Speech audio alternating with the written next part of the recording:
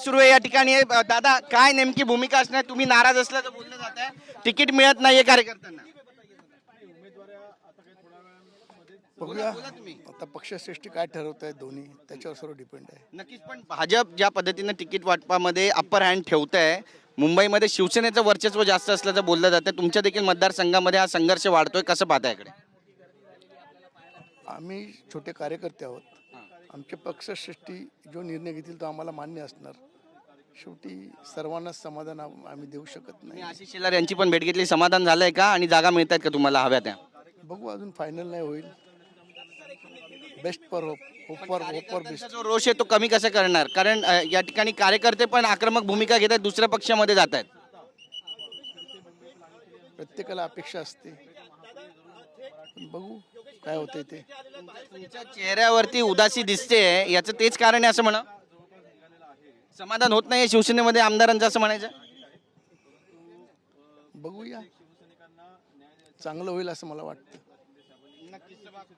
प्रकाश सुरू आहे, ते सुद्धा नाराज आहेत. त्यांच्या चेहऱ्यावरून स्पष्ट दिसतंय मागाटण्याच्या बाबतीत. नाही, असं काही ते नाराज आहेत असं काही विषय नाही.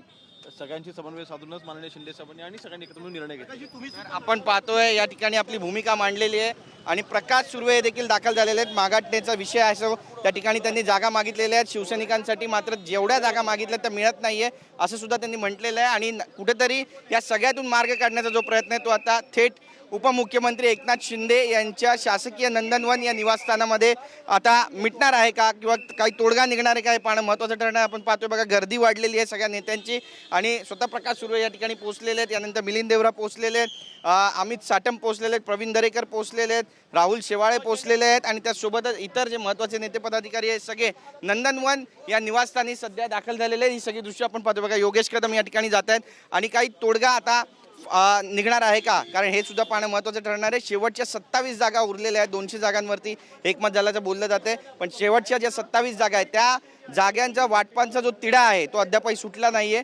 त्याची बैठक आता या ठिकाणी सुरू होईल आणि या बैठकीमध्ये एकनाथ शिंदे नेमका काय निर्णय घेणार आहे हे सुद्धा पाहणं तितकंच महत्त्वाचं ठरणार आहे. एकंदरीतच नंदनवन या शासकीय निवासस्थानी आता बैठकीला सुरुवात झालेली आहे आणि एकनाथ शिंदे आता जी फायनल यादी आहे त्याच्यावरती कशा पद्धतीनं हात फिरवणार आहेत किंवा काय निर्णय घेणार आहेत आणि त्याला भाजप कशा पद्धतीने प्रतिसाद देणार आहे हे सुद्धा पाहणं महत्त्वाचं ठरणार आहे. आशिष शेलार दाखल झालेले आहेत, त्यासोबतच प्रवीण दरेकर दाखल झालेले आहेत आणि शिवसेनेच्या वतीनं राहुल शेवाळे आणि त्यासोबतच प्रकाश सुर्वे आणि इतर जे नेते पदाधिकारी आहेत ते सुद्धा या ठिकाणी दाखल व्हायला आता सुरुवात झालेली आहे. हालचाली वाढत आहेत आणि एकंदरीतच आता बैठकांचं जे सत्र आहे ते या ठिकाणी अवघ्या काही वेळामध्ये सुरू होणार आहे. प्रवीण दरेकर दाखल झालेले आहेत आणि त्यासोबतच योगेश कदमसुद्धा दाखल झालेले आहेत. या सगळ्यांची आता एक बैठक या ठिकाणी होईल आणि बैठकीच्या अंती नेमका तोडगा काय निघणार हे पाहणं महत्त्वाचं ठरणार आहे, कारण आज शेवटचा दिवस आहे.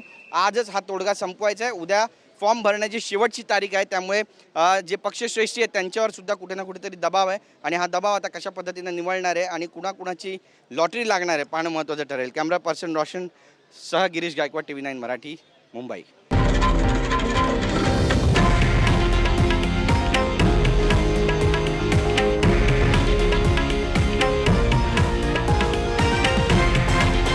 हे आहे देशातील नंबर 1 न्यूज नेटवर्क आणि आपण पाहत आहात TV9 मराठी, एकमेव.